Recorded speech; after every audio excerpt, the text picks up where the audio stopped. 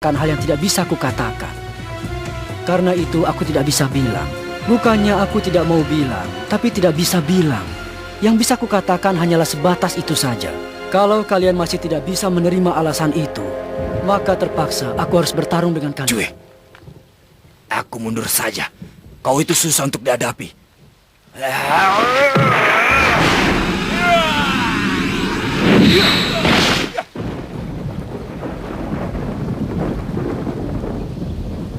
Mana mungkin aku akan bilang begitu. Dalam sekejap dia bisa berpindah tempat. Nobunaga, diam dulu. Itu yang disebut dengan pimpinan. Mungkin, biarpun aku tidak tahu kemampuan apa yang dia gunakan. Hisoka, aku mau tanya beberapa hal. Kalau ada yang tidak bisa kau jawab, cukup katakan tidak bisa. Apa yang dimaksud dengan rahasia yang dibawa pergi itu? Kemampuan anggota Apa kemampuan lawan? tidak bisa dijawab. Bagaimana penampilannya? Tidak bisa dijawab. Apa hubunganmu dengan dia? Tidak bisa dijawab. Sudah cukup. Pengunjung bermata merah atau si pengguna rantai adalah seorang lawan yang menguasai setidak-tidaknya dua kemampuan. Yang pertama, kemampuan yang digunakan untuk menangkap Ubo. Dan yang satu lagi adalah kemampuan yang digunakan untuk membatasi gerakan Hisoka. Kalau dilihat dari istilah pedang perjanjian, kemungkinan kemampuannya yang kedua itu adalah suatu ikatan yang diberikan kepada lawan. Seperti ikatan atau perjanjian yang dibuat oleh si pengguna rantai untuk Hisoka. Agar Hisoka tidak berbohong dan tidak memberikan penjelasan sedikit pun mengenai dirinya. Kalau perjanjian itu sampai dilanggar, maka nyawa Hisoka akan direnggut dengan suatu cara. Mungkin itulah penjelasannya. Kau memang menyenangkan. Aku pasti akan menghabisi dirimu.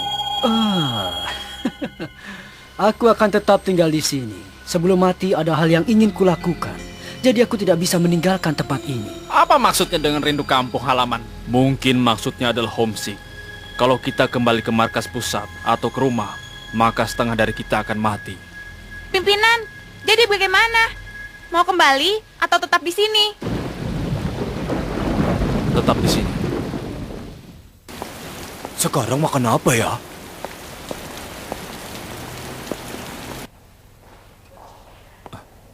Habis dari mana kau? Ke tempat komunitas mafia. Untuk memastikan hari ini ada pelelangan atau tidak. Lalu ada pelelangan tidak, Kurapika? Tidak ada informasi, sepertinya komunitas masih belum membuat pemberitahuan. Kenapa tidak kau beritahu saja kalau semua anggota Ryodan masih hidup? Mungkin dengan begitu mafia akan berubah pikiran. Kemungkinan hasilnya akan sama. Karena komunitas berusaha keras untuk menjaga hubungan antara kota Ryusei, serangan terhadap Ryodan pasti akan dihentikan sepenuhnya. Kalau sudah begini, Kau mau melakukan sendirian? Biar bagaimanapun caranya, itu mustahil. Tanpa adanya bantuan mafia, bagaimana kau mau menghadapi mereka? kau salah, Ryo. Sejak awal, aku memang tidak pernah mengharapkan adanya bantuan dari mafia. Kurapika, biarkan kami membantumu. Apapun juga boleh, asalkan bisa dapatkan uang imbalan. Bukankah uang imbalan sudah dihapuskan? Aku tahu, tapi keinginanku untuk menghentikan mereka masih belum berubah, Kurapika. Kurapika, tolaklah. Tolak ya. Ini menyangkut nyawa. Justru karena itulah aku malah ingin membantumu. Aku tidak bisa membiarkanmu begitu saja. Kita ini kan teman. Teman ya? Baiklah, mari kita bicarakan. Iya. Yang pertama, kita butuh satu orang untuk bertugas mengawasi mereka. Biar aku saja. Targetnya hanyalah wanita yang bernama Pakunoda. Selain itu tak usah dihiraukan. Baik. Lalu aku butuh satu orang supir bergerak bersamaku. Ryo, apa kau bisa? Iya. Kalau aku tugasnya apa? Kau bertugas mengalihkan perhatian mata lawan. Itu adalah bagianmu. Tunggu dulu. Itu adalah tugas yang sangat berbahaya. Itu berarti dia harus berhadapan langsung lagi dengan mereka. Itu tergantung pada caranya. Memangnya bagaimana caranya? Caranya sederhana. Saat perhatian lawan sedang dialihkan pada Gon, aku menangkap Pakunoda dan membawanya pergi dengan mobil. Caranya kuserahkan pada Gon. Tapi kuharap dia bisa mengalihkan perhatian lawan dalam waktu antara setengah sampai 1 detik. 1 detik ya? Gon, kaulah kuncinya. Apa kau bisa? Masih belum tahu. Akan kupikirkan dulu. Tinggal 6 jam lagi. Seandainya pelelangan diadakan sesuai rencana, maka Ryodan akan bergerak sebelum itu. Coba dengar, Kurapika. Begini permintaanku. Tolong tancapkan pedang Nen juga padaku.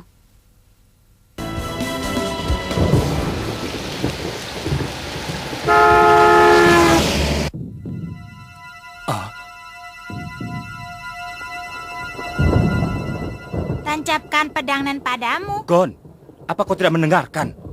Kalau menyerang orang selain Ryodan, Kurapika akan mati. Suaramu keras sekali. Kalau begitu, kenapa di jantung Kurapika tertancap pedang Nen? Kenapa itu? Kalau ku beritahukan lebih banyak, itu akan membuatku menanggung resiko yang lebih besar. Baiklah. Hai, Killua. Hah?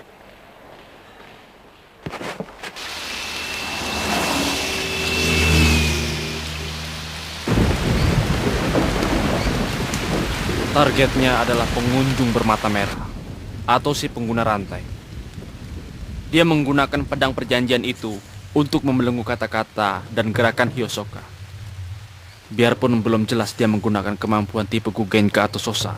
Kalau dia memakai rantai ada 2 kemungkinan. Pertama, kalau dia punya kemampuan Sosa, dia mengendalikan rantai sungguhan untuk mengalahkan Ubo. Kedua, kalau Gugenka, berarti dia mengalahkan Ubo dengan rantai yang diciptakan dari Nen. Memangnya ada perbedaan antara keduanya?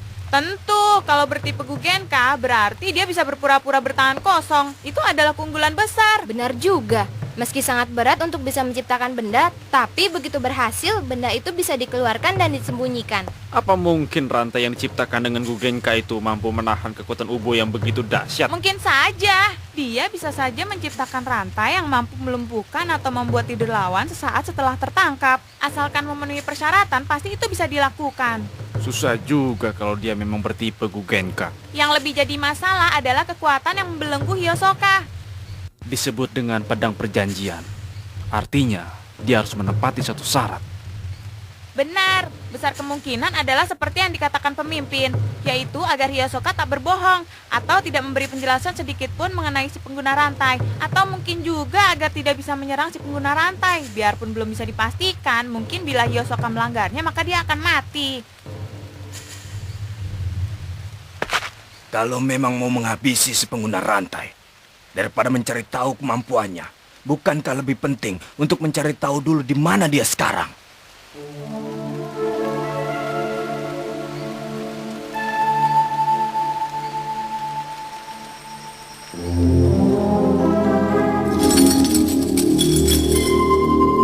Kita mulai kesimpulannya.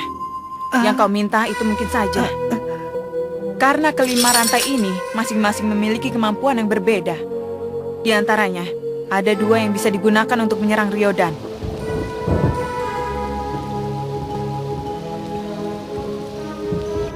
Change untuk membelenggu seseorang, lalu menjatuhkannya ke dalam Zetsu. Ini adalah kemampuan untuk menangkap Ryodan. Karena itu, saat bertarung melawan mereka, mula-mula kuhentikan dulu gerakan mereka dengan ini. Kemudian, ini adalah Judgment Chain. Kutusukkan pedang ini ke jantung lawan, lalu menetapkan perjanjian agar dia mematuhinya. Kalau sampai dia mengingkari perjanjian itu, dia akan mati. Di jantungku pun tertancap pedang ini. Mulanya saat akan menancapkan pedang pada diriku sendiri, aku bermaksud menetapkan peraturan sederhana, yaitu kalau menyerang yang bukan Ryodan dengan rantai ini, aku akan mati. Tapi bagaimana seandainya serangan terhadap diriku itu melanggar peraturan?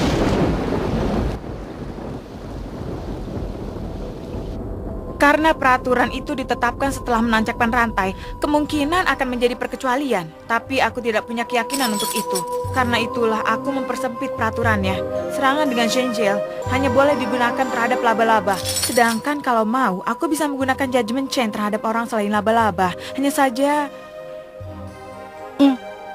ada syarat untuk menggunakan rantai ini, yaitu saat mataku sedang merah. Mata merah? Kau bisa membuatnya sekehendak hatimu, kan? Aku sudah berlatih, meskipun butuh waktu sampai mataku jadi merah. Perjanjian inilah yang membangkitkan kemampuanku. Aku adalah tipe Gugenka. Tapi yang mengendalikan pedang yang sudah dilepaskan dan memaksa lawan untuk mematuhi perjanjian adalah kekuatan tipe Sosa dan Hoshutsu. Tapi seharusnya kau tak bisa menggunakan dua tipe kekuatan itu. Kalau aku dalam keadaan biasa, begitu rantai Gugenka terpisah dari tanganku, maka kekuatan dan keakuratannya akan langsung menurun hingga tak bisa digunakan. Tapi dengan membuatnya tidak terlepas dari jari tangan dan berkat resiko kematian yang kutanggung, masalah ini telah teratasi. Lalu masalah jari kelingkingku ini telah terpecahkan karena keistimewaan tubuhku. Saat mata merah muncul, aku menjadi tipe Tokoshishu. Dengan begitu, aku mampu menggunakan seluruh kemampuan yang kupelajari meskipun dari tipe yang berbeda. Aku tidak begitu mengerti, tapi kalau mata merah sudah muncul, baiklah, kau bisa menancapkan pedang nen padaku juga kan? Peraturannya kuserahkan padamu. Kesiapan dirimu telah kuterima. Apa kau bisa mengeluarkan 3 pedang sekaligus? Setelah tugas dilaksanakan, apa peraturan itu bisa dihapuskan? Kami berdua juga sudah membicarakannya, karena sudah memutuskan untuk ikut serta. Kita tidak boleh setengah-setengah. Tunggu Killua. Leorio. Jawabannya? Keduanya mungkin saja dilakukan. Tapi ada satu hal yang kalian salah. Aku sama sekali tidak pernah punya niat untuk menancapkan pedang pada diri kalian.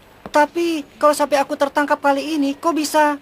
Mungkin identitas dan kemampuanku akan terbongkar. Meski begitu, peraturan seperti apa yang harus kubuat untuk menjaga rahasia itu? Apa harus kubuat peraturan kalau kalian tidak boleh tersentuh oleh Pakunoda? Tapi kalau itu sampai dilakukan, malah sebaliknya. Biarpun sampai tersentuh Pakunoda, belum berarti memori kalian akan segera dibacanya. Seandainya dia membaca memori kalian sekalipun, kalian masih bisa menghabisinya sebelum dia menceritakan pada orang lain. Kalian kan tidak perlu mati, karena peraturan yang sudah dibuat sendiri sehingga menghilangkan kesempatan untuk balik menyerangnya. Itu benar juga. Kalau begitu, kenapa kau menceritakan hal itu padaku, meskipun cuma akan menambah resiko saja? Gon, kesiapanmu? Bukan, kesiapan kalian semua merupakan kartu as bagiku. Biarpun rahasiaku nanti sampai ketahuan karena kalian, sedikit pun aku tidak akan merasa menyesal. Aku memiliki teman-teman yang baik. Kau curang, Kurapika. Mendengarmu berbicara seperti itu, aku jadi merasa terbebani daripada sekedar harus mempertaruhkan nyawa. Justru itulah tujuanku. Jadi begitu ya, Kurapika? Kenapa malah tertawa? Hei. Nah, aku berangkat ya, daripada buang-buang waktu. Killua, hati-hati ya. Iya, serahkan saja padaku. Semangatku sudah mulai timbul. Sekarang kita tentukan kelompok. Mengikuti ramalan, minggu depan kita harus bergerak sesuai dengan kelompok ini. Jangan sampai kita bertindak sendiri-sendiri. Shijuku, Pakunoda, Machi, Kurtopi, Binks, Weitang, Nobunaga dan Sarnak bersama aku. Bonerov, Franklin dan Hisoka bersiaga di sini. Pimpinan, boleh aku tanya satu hal? Anak-anak kecil itu, mereka mengetahui tempat ini. Ya, biarpun sepertinya mereka tak punya hubungan dengan si pengguna rantai, tapi aku tetap merasa janggal. Anak kecil. Oh iya, aku sampai lupa. Pimpinan, aku sudah menyuruhnya untuk masuk kelompok kita. Aku mengatakan pada pimpinan bukan dengan maksud seperti itu. Begitu ya. Memang kedengarannya dia anak yang menarik. Tapi kalau mendengar dari ceritamu, sepertinya dia tidak akan masuk laba-laba kita. Akan kubuat dia mau. Bagaimanapun caranya, akan kubawa ke sini. Pimpinan, kau tak boleh terpengaruh kata-katanya. Nah, Machi, apa yang mengganjal perasaanmu itu? Sebenarnya aku juga tidak bisa memastikannya. Firasat ya? Firasatmu memang selalu bisa diandalkan. Jangan-jangan pada diri anak itu terdapat suatu hubungan yang sangat penting. Untuk berjaga-jaga, kita tambah saja duplikat markas kita.